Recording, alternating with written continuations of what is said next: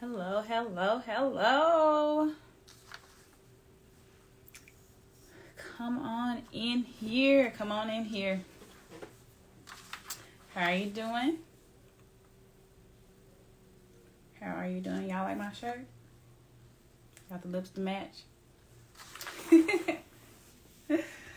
Well, come on in here. Come on in here. Today we're going to talk about the 5 key steps to achieving financial freedom. I'm excited about it because we talked about the importance of financial freedom on last week. So now I want to talk about how to actually get there, okay? So I'm going to wait a few minutes and let you all come in. I just want to thank you all for joining me on today's live. I'm not going to hold you long. So, I have taken my little notes because I don't want you all to miss any of the stuff I want to tell you today. So if I do look down, I'm just glancing at my notes, okay? If you hear a bark, I have 2 little dogs. 2 little fluffy ones, and you may hear them they may bark a little bit. So I'm going to wait a few more minutes, maybe 1 or 2 more minutes, and then we're going to go ahead and get started because I don't want to keep y'all long at all. Don't want to keep you long at all.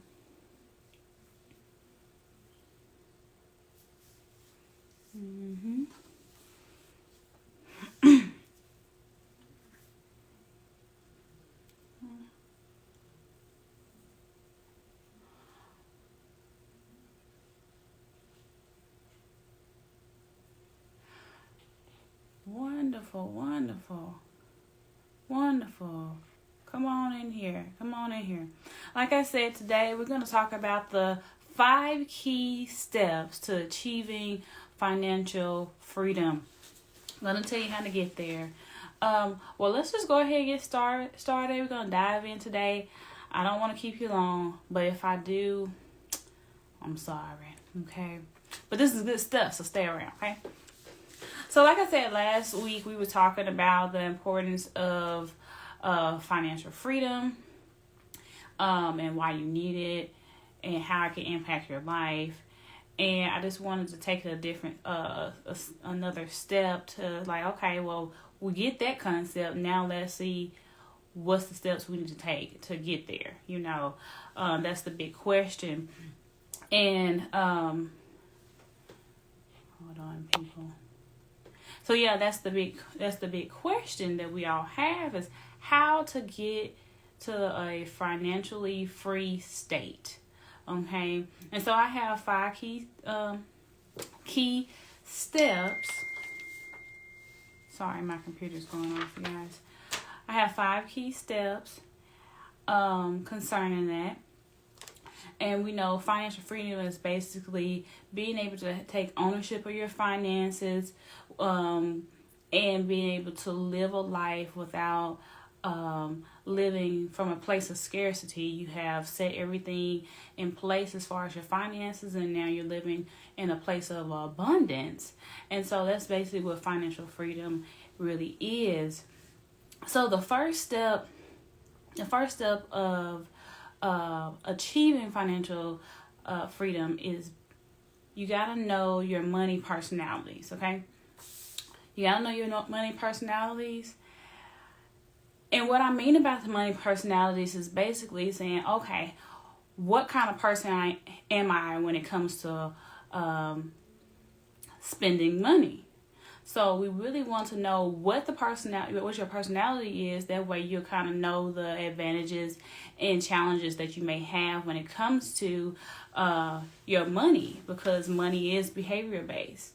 And so there are 8 personality types that I want to tell you about today. And so you can be either one of these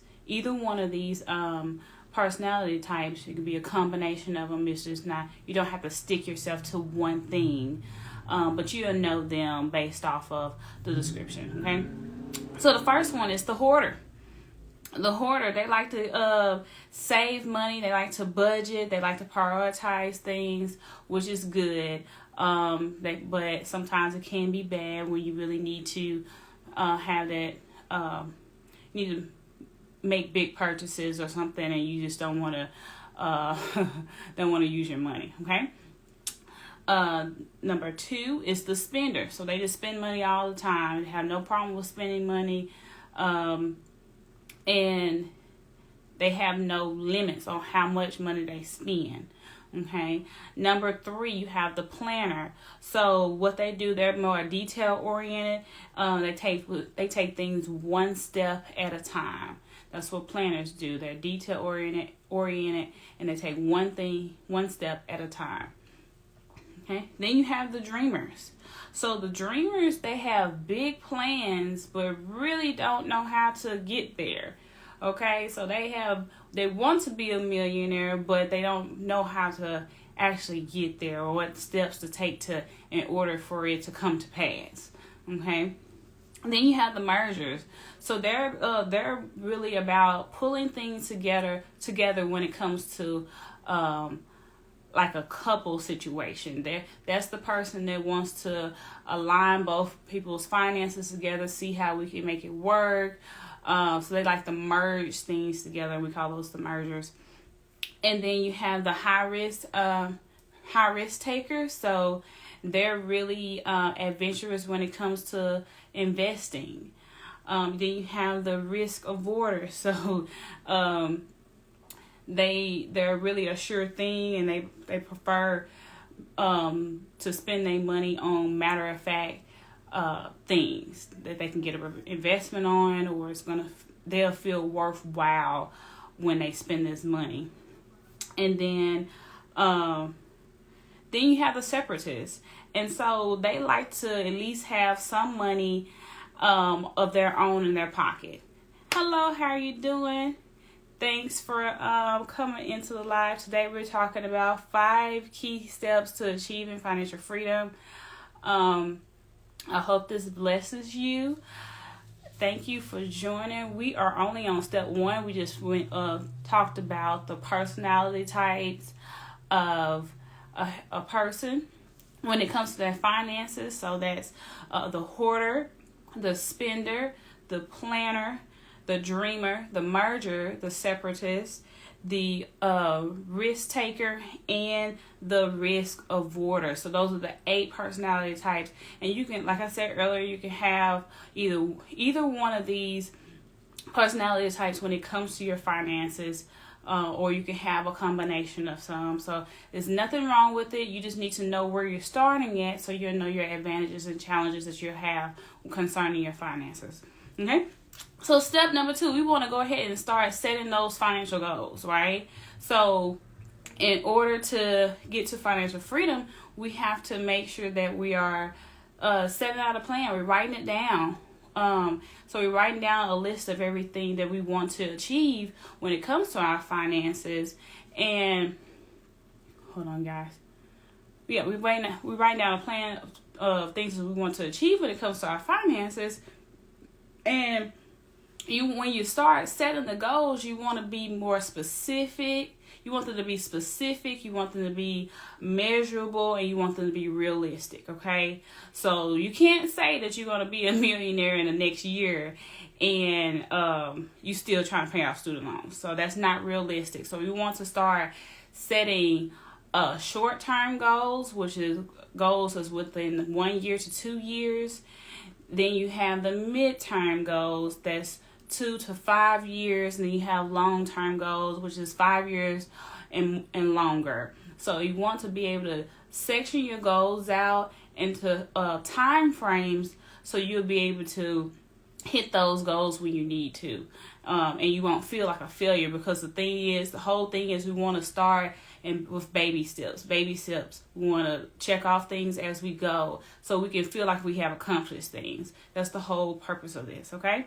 About setting goals. We have to set those goals. We stick to those goals. We write those the plan of action out, and then we just execute, okay? So basically, when you're setting the goals, You also want to make sure that you figure out how much money you're going to need for those goals, and then you divide it by the amount of time that you want to achieve those goals by. So if you want to achieve those goals by 6 months, so you take your dollar amount and divide it by 6 months, and that'll give you how much money you need to contribute to your goals every month for that 6 month time frame. That way you'll kind of know your budget of where you stand when it comes to your goals. Okay. So the third thing, we want to start creating a spending plan and a savings plan. Now we have actually wrote the goals down. Now we are putting the plan of action together. So the spending plan is basically your budget. Okay? Your spending plan is your budget. You come up with your budget, see where your expenses are, see how much income is coming in. You want to make sure that you're actually creating a savings plan. You're actually putting monies back every paycheck for your savings. And also you're tracking your daily spending. You do this on a daily basis. So every time you swipe a card, the night when you get home after you finish doing all your shopping, you calculate as many transactions that you have done that day. You total that up, and you make sure that you're looking at how much money you're spending on a daily basis to make this, because you want to see how you want to start to identify where your money is going. Okay, so that's why it's important to have a spending plan, because you'll be able to be right on track with your financial goals. You'll start noticing where you're wasting money at, and so in turn you'll start naturally spending less, because you're like, okay, well, I want to get this car and I'm spending $400 extra on shoes, so I can put that $400 into my financial goals section, my short-term financial goals section, So you'll start to see as you go along with your plan where your hiccups are. When it comes to your finances. You'll start to really get a good look at how you are as an individual when it comes to shopping, spending, however you want to call it. Okay? So we are on number 4. And number 4 is basically use your credit wisely. In this day and age, we have to use credit. We have to have credit. Everything operates off of a credit score. And sometimes it can cause debt. Hey, how are you doing? Thank you for joining. Thank you for joining.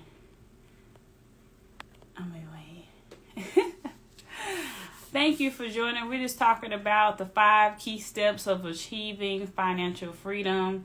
And we're on step number 4, and we're going to use, we're going to be talking about using our credit wisely, because we're on step number 4, okay? And so like I was saying, we're in a world that is credit driven, right? So what we really want to do is look at our credit report, see where we stand, and then if we need to clean it up, you can look into options of getting it cleaned up. When you have your open revolving credit cards, you need to start looking at a strategy of paying them down. You want to make sure that your credit card utilization is 30% or less. Or if you have a credit card that you use and you can afford to pay that full balance off every single month, do that. That will keep your credit score up, right? So a part of being financially free is having a great credit score, because when you do need to make big purchases, you can go in and get funding or lending with ease, because you have the money in your savings, you created your spending plan, and I'm sorry, guys. So you've been managing your finances, and you've been managing your credit cards. You've been paying off your debt. You've been using your credit wisely, and so that's how you want to use your credit wisely. So we're on step number 5, and that's the last thing. So the last thing is to invest in your future. Now that we have built this foundation, we know our money personality. We know we have now set our financial goals. We're making a spending plan and a savings plan, and we're using our credit wisely. Now we can look at other options of investing in our future. Now, so this is another form of savings for a long-term savings. And you'll be able to have the extra money to diversify your portfolio. Okay, so you may be looking at things like stock funds, mutual funds. You may be looking at something like cryptocurrency. You may be looking at U.S. Treasuries, or any type of retirement plan that you're considering in this phase. Okay. So you have to do your research, see what fits you, because you have, you can either be a high risk investor, or you could be a low risk investor. So you have to make sure what fits your personality type. Invest on a level where you can afford it on a monthly basis, and always make sure that your any type of investment or a retirement plan that you decide to use, that they have you taking advantage of all the tax advantages that they offer. Okay, so whatever you choose, always ask about their tax advantages and how it can help you in the long run when you start to diversify your portfolio, your investment portfolio. Okay, so we're gonna do a little recap here on the 5 keys to achieving financial freedom. And so number 1 was identifying your money personality. Number 2 was setting your goals. Number 3 was making a spending plan and a savings plan. Number 4 was using your credit wisely. And number 5 is investing in your future. And so I just want to encourage you all to take this one step at a time. Keep progressing at every... Sorry, you guys. As long as you're tapping into the goals that you want, and it's making you feel fulfilled, that's all that matters, okay? It's no time frame. It's only the time frame that it's only the time frame you set. You don't have to copy others. And financial freedom may be different for you, okay? You don't have to have a Bentley to be financial free, okay? So I thank you all for joining me today. I hope this helped you. If you want more tips like this, please go and join my Facebook accountability group, and you'll get more tips like this. I'll go live there. We're going to start doing challenges there. And so I'm really excited about that. And so it's a private group. I keep you accountable. You get to reach your financial goals, get to ask questions. So if you're on Instagram, it's the first link in the bio. And if you're on Facebook, it's Money Game Chronicles. All right. Have a good day. Bye, guys.